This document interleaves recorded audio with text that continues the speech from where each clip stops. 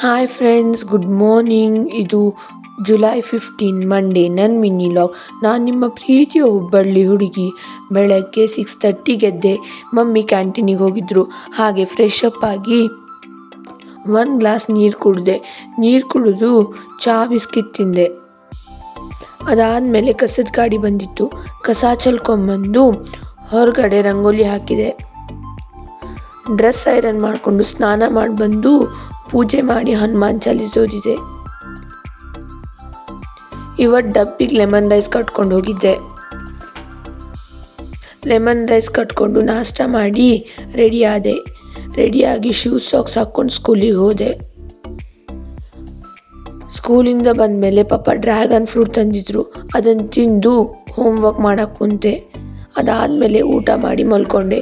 ಇವತ್ತಿನ ಲಾಗ್ ನಿಮಗೆ ಇಷ್ಟ ಆಗಿದ್ರೆ ಲೈಕ್ ಮಾಡಿ, ಶೇರ್ ಮಾಡಿ, ಕಮೆಂಟ್ ಮಾಡಿ.